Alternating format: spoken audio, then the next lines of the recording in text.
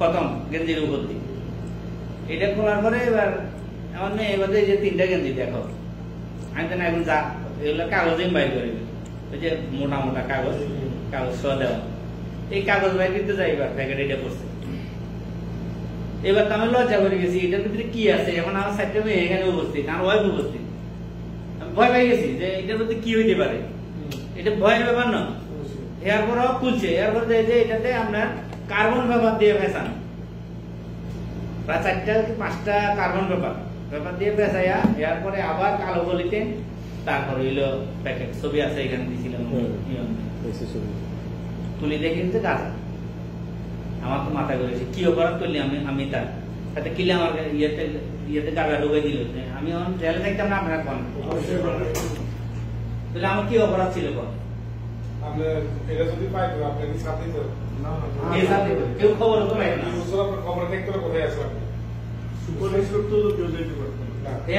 আমি এটা পাওয়ার পরে আমি সারা রাত স্তব্ধ হয়েছিলাম মানে কি কমু কারে কমু কিভাবে কমু আমি এটা ইয়ে করতে পারতেছিলাম না আমার অভিজ্ঞতা তো তুমি এবার লাগিয়ে আমার লোক মানুষের মাল নিবার লাগিয়েছে আমার লোক পরে এবার আমি কেউ শুনে নেই এর বয়স দিলাম যে এরকম তুই তোর ওয়াইফকে দিয়া আমার কাছে গাঁজা পাঠাইছ এখন কারে ফোন দিতাম ক কি মহেন্দ্রের ফোন দেবো না থানায় ফোন দেবো কোন কোথায় দেবো তুই আমার তাড়াতাড়ি কর হে আমার কাছে সরাসরি অস্বীকার হে মাল দেয় নাই ঠিক আছে এখানে বয়স আছে মাল দেয় নাই হেতের মাল নাই এটা এরপরে বললো আরেকজনের মাল কোন পিন্টুর মাল পিন্টু দিচ্ছে কালীবাজারে কোন পিন্টু আমরা জানা আমি চিনি না এরপরে আমি বলছি তাহলে পিন্টুর নাম্বার দে পিন্টুর মা বাপ কোন আছে তাদের নাম্বার দে আমি যে ধরতে হবে না কেউ দেয় না আমার একবার ভাড়া ডিউটি গেছে আমি আপনাকে দিচ্ছি অ্যারেস্ট করে দিতেছি আপনি এটা নিয়ে ইয়ে করি না আমি দেখতেছি আমি টেনশন না করতাম হয়ে দেখতেছি এরপরে এটা যে সে একদিন এক রাত অতিবাহিত করছে আমার ঘুরেছে হ্যাঁ চিন্তা করছে আমি তো চলে আসতে এরপরে আবার এবারে ওরে সিরিয়াসলি বলছে তুই চরম বিপদে পড়ে গেছো তাড়াতাড়ি আমার এটা সমাধান দে এভাবে বলছে এবার কাজে এক রাত্রে এবার আরে মাফ করে দিয়ে না ভুল করে লেছি জিনিসটা আমার আর কেউ জানে না কেউ জানেন না এই বয়স এটা আছে তাহলে এতগুলো নাটক তার মানে আমি ধরা খালি হাতে মার না এটা মনে করেন এটা শিওর না এমনিও মানে প্রথমত এটা অস্বীকার করছে এতে মার না এটা আমি দিছি তো আমি বিপদে পড়ে যেতাম ধরা খালি তখন কেউ কারো চিনতো না তখন আমরে চিনতো আপনার মাল এটা আমি ঠিক আছে এখন ধরা খাইলে সত্য কথা কই আমি তো 3 জনের মালি আনতাম সবার আগে ইমাম সন্দেহ আমার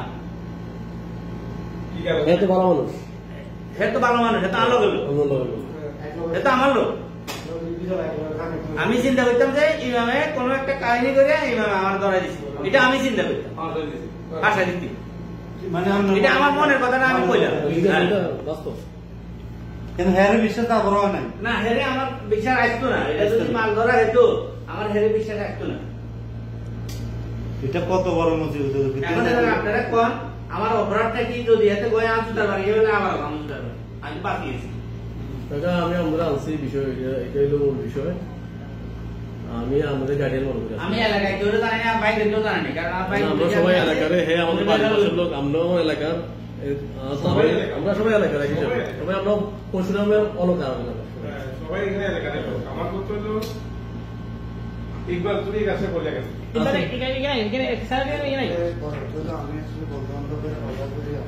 আরো সামনে বলছি এটা আমার যখন অপরাধ হয়েছে আমি অপরাধ করছি আমি মানে শতানের পাল্লা করে গেছি যে এখন আপনাদের মানে 10 জন যা আমি মাথা করতে আমি অপরাধী আমি এটা 10 জনের মানে ক্লাবের পাল্লা করে গেছি কার পাল্লা করছিলে তুমি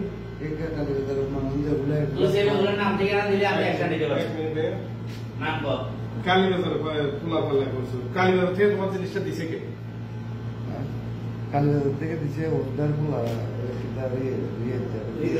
হৃদয় না রিয়া রিয়া তো এরে বলছি না মানে এরকম কইছে আমি ওই বলছি না যে শতানের পাল্লা করে গেছি ঠিক আছে 400 টাকার জিনিস দিয়েছিল পরে তুমি রিয়াদ থেকে নিছো জিনিসটা, রিয়াদে দিছে তোমার দুধ ছেলে কালী বাজারে। রিয়াদের কোথা থেকে আনছে?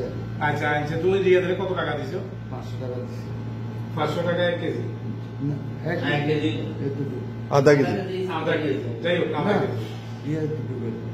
আচ্ছা যাই হোক, তুমি সৌদি আরব তো কয় বছর?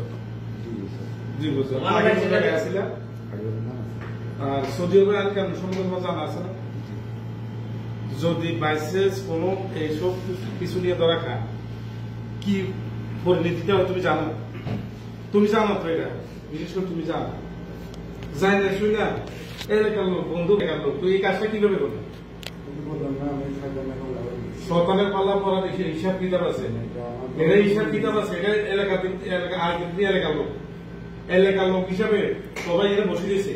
তোমার অস্তিত্ব থাকতে এখন তুমি কো আমি সবার কাছে এই জন্য ধন্যবাদ দিই। এটা না, না। এটা ক্ষমাযোগ্য না। না না, সে আরো আগেও আনছে। সেই হিসেবে চিহ্নিত হয়েছো তুমি। না না, আমার কথা হলো সে আরো আগেও আনছে, না আনলে সে জানে কিভাবে এইভাবে রেপিং করতে হইব। না, 1 মিনিট, এটা যদি ক্ষমাযোগ্য করা যায় তাহলে লোকটা যদি আজ কিছু হয়ে যেত, এটা দায়ভারটা কে নিত? নিতে পারত এখন কোনদিন? পারতা এর ফ্যামিলির 4টা মেয়ে, এই ফ্যামিলিটার কোনো কিছু হলে তুমি ফোন করতে পারতা? পারতা না। বেচারা যদি 20 বছর জেলে যেত, কি হইতো এর? জীবনটা কেটে দিত। কি হইতো এর লাইফটা? তুমি একদম তোমার জায়গায় থাকি, তুমি চিন্তা করে দেখো যে কাজটা তুমি করছো হেরে না, এটা তো আসলে ক্ষমাযোগ্য না। কর্মযোগ্য না। এখন তোমার বিচারটা যদি তুমি করতে চাও কি হবে? তোমার যে বিচারটা